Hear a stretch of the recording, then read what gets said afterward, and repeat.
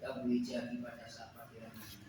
Jika kami nanti pulang dari tempat ini, Tuhan, ke rumah kita masing-masing, tidak akan merasa kehampaan di dalam hati pikiran kami.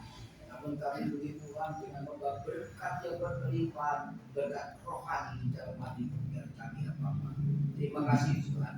Kami serahkan jam ibadah pada pagi hari ini di dalam tangan kuasa. Kalau masih ada kuasa kegelapan yang ingin mengganggu acaranya ibadat raya pada pagi hari ini, segala bentuk kuasa kegelapan yang berupa apapun kami tendih dan kami keluarkan hanya di dalam nama Tuhan Yesus. Sekali lagi Tuhan, kami serahkan di dalam kuasa.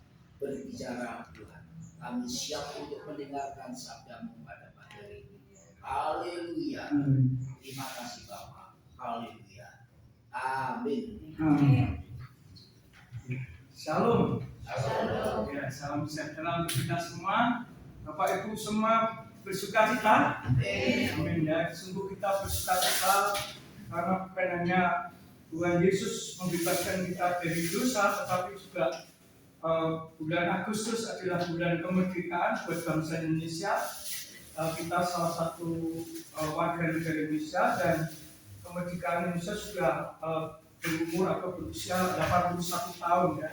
Untuk tahun 2026 nanti tanggal 17 Agustus dan hari ini minggu pertama tanggal 2 Agustus ya, kita bersyukur boleh memasuki bulan yang baru setelah melewati bulan Juli sebulan, lalu kita memasuki bulan kemerdekaan dan di bulan Agustus ini rupanya ada 5 minggu dan minggu pertama diawali dengan ibadah dan perjamuan kudus ya. Kita bersyukur karena memang ini selalu mengingatkan kita kenapa diadakan perjamuan kudus, supaya kita tidak lupa kepada Tuhan yang sudah rela mati berkorban untuk kita. Nah, Tuhan Yesus ini sebelum naik ke surga, dia prosesnya dari surga turun ke dunia dan jadi manusia dan mengalami proses seperti manusia, jadi bayi dan kanak-kanak, lalu 12 tahun di Bait Allah tinggalnya, lalu sampai dewasa 30 baru pergi memberitakan Injil Kerajaan Allah. Jadi Tuhan Yesus sampai 33,5 tahun menyelesaikan tugasnya di bumi dan dia mati 3 hari bangkit lagi, penampakan di 40 hari, lalu kembali setelah bangkit 40 hari itu menguatkan iman murid-muridnya, dia kembali ke surga ke tempat asalnya. Nah, inilah yang kita syukuri, iman kita percaya kepada Tuhan Yesus Kristus yang sudah berkarya dengan sempurna di dunia ini. Tapi memang masanya kurang lebih 2000 sampai 2026 tahun yang lalu. Jadi kalau melihat kemerdekaan Israel, bangsa pilihan Tuhan yang pertama, umat pilihan sejak zaman Nabi Musa, perjanjian Bung Tauratnya sampai pada perjanjian baru, Bung Kasih, Bilangun 1, dari 10 perintah Allah menjadi hanya 2, yaitu kasihlah Tuhan Allahmu dengan segenap hati, jiwa, akal, budi, kekuatanmu, dan kasihlah sesama manusia seperti dirimu sendiri. Jadi Yesus datang sebenarnya bukan menghilangkan hukum Taurat, tapi menggenapi hukum Taurat dan merangkum menjadi satu hukum yang sempurna. Artinya hanya 2 hukum, yaitu hukum yang pertama mendahulukan Allah di atas segala-galanya, menghormati Allah, lalu baru pada sesama manusia. Jadi seperti salib itu tanda vertikal dan horizontal. Jadi itu mengajarkan kita sebagai anak-anaknya, murid-muridnya Tuhan di akhir zaman itu juga sampai hari ini pun kita tidak lupa bahwa Tuhan yang sudah memerdekakan umat yang berdosa, yang menyelamatkan umat Israel sejak dipimpin Nabi Musa sampai hari kemerdekaan untuk umat Israel itu bangsa yang dipilih sejak dulu, tetapi merdekanya baru 1948 secara sejarah.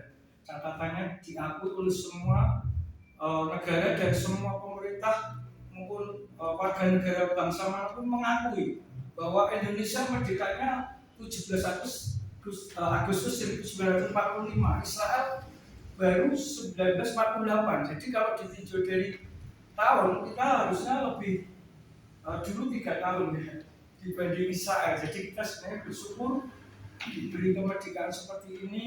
Ada yang ngomong kemerdekaan itu karena pemberian dari para penjajah pendahulu.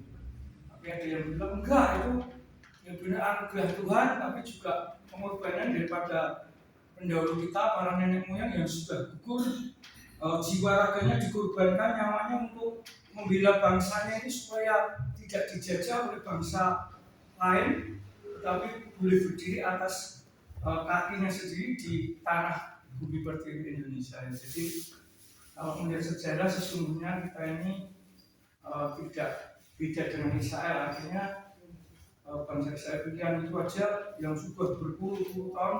Bahkan kalau dilihat sejarah Yesus lahir di bumi kurang lebih 2000 sampai 2006, berarti kan Israel itu sudah lama banget. Kalau ditinjau dari Yakub dipilih Tuhan, ya bangsa Yakub itu menjadi 12 suku, terus menjadi satu bangsa yang besar.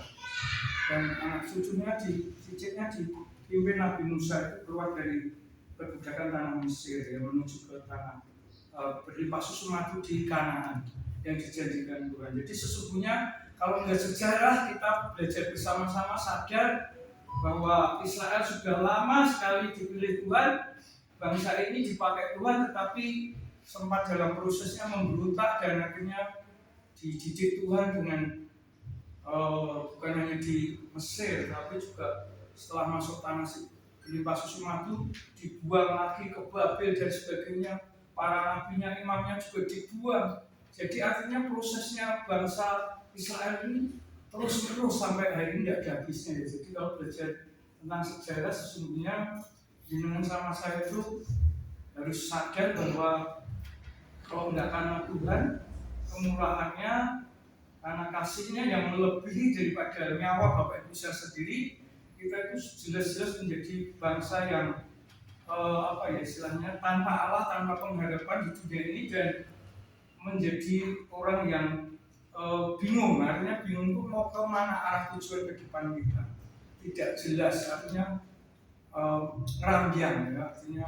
Tapi menurut sejarah juga nenek moyang kita ada yang animisme, dinamisme, menyembah batu berhala, roh nenek moyang yang meninggal dunia, sampai sejarah itu agama muncul-muncul, dan akhirnya kita menyadari bahwa kita ini juga bagian dari ciptaan Tuhan, dan salah satunya nenek moyang kita Indonesia juga sudah percaya pada Tuhan yang Maha Esa, sehingga kalau Pak Yuran pinjam istilahnya Allah penyelenggara kehidupan. Jadi Allah penyelenggara kehidupan itu sudah ada sejak dulu, sekarang dan sampai selama-lamanya. Dengan sama saya itu hanya manusia, salah satu keturunan Adam dan Hawa yang diciptakan Tuhan untuk menjadi wakil Allah di bumi dan memuliakan nama Allah, gitu ya. Itu rencana Allah awal. Tapi rencana Allah awal sempat gagal karena manusia jatuh dosa, kejadian 3 itu, dan Tuhan menjanjikan keturunanmu yang dimaksud Yesus Kristus akan menemukan keturunan perempuan Ibu Hawa itu, tapi keturunan ular, yaitu yang menggoda Ibu Hawa sama Pak Adam itu adalah iblis, akan menemukan tumitnya dari keturunan perempuan yang dimaksud adalah antara Yesus dengan iblis ini. Yang menggoda Adam di Taman Eden ini juga yang menggoda Yesus ketika sudah melayani, dan ada 3 ujian iman yang tidak mudah bagi Yesus, yaitu ketika lapar, setelah berpuasa 40 hari, jadikanlah batu ini menjadi roti, karena kamu sudah lapar, kamu sudah haus, kamu akan mati kalau tidak makan. Tapi akhirnya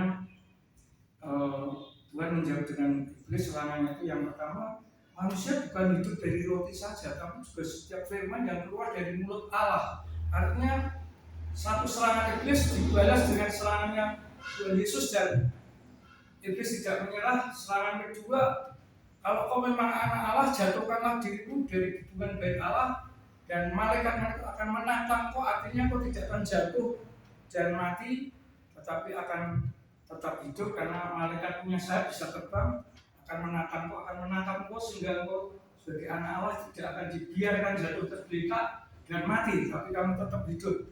Tapi Tuhan membalas iblis dengan serangannya itu dengan firman yang seolah-olah benar, tapi benar separuh.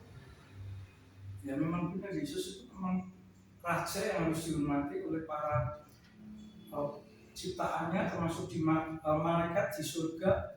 sampai di bumi malaikat jatuh yaitu iblis semua memang harus menghormati Yesus sebagai raja, tetapi sayangnya setelah terjadi peperangan di surga, dibuat di bumi ini antara manusia Adam dan Hawa keturunannya dan juga iblis dan sepertiga malaikat yang jatuh dari surga itu berperang, dan itu terus menerus saling berebut untuk mendapatkan perkenanan Allah atau kemuliaan Allah yang telah hilang, karena Roma 3:23 dikatakan karena semua orang telah jatuh dalam dosa dan kehilangan kemuliaan Allah. Jadi kemuliaan Allah yang diterima Adam Hawa di taman itu sudah hilang, Bapak Ibu. Jadi mana mungkin bisa kembali lagi kemuliaan itu kalau tidak ada Adam kedua yang namanya Yesus Kristus yang datang menggantikan hukuman manusia dan keturunannya Adam dan Hawa itu, maka tetap manusia nasibnya sama, semua akan kehilangan kemuliaan Allah dan akhirnya upah dosa adalah maut, bukan hanya pisah rogo dan sukmo, tapi pisah dengan Allah selamanya, artinya dihukum kekal di api neraka. Jadi neraka diciptakan dia bukan untuk manusia, untuk iblis, untuk hukumannya iblis, tetapi menjadi berubah neraka seolah-olah juga menjadi hukuman buat manusia, karena manusia sudah beda rencana awal plan A menjadi plan B, dan dia tidak menurut Allah dan tidak taat dan sakar PDW. Jangan sampai dengan sama saya sudah ikut Yesus tapi dia tetap sakar PDW, tidak dengan iman dan hikmat. Nama Pak Paulus itu terima kasih Bu Maria tentang buah roh kemurahan hati. Salah satunya ada 9 buah roh, salah satunya kemurahan hati. Kalau orang punya murah hati itu suka berbagi.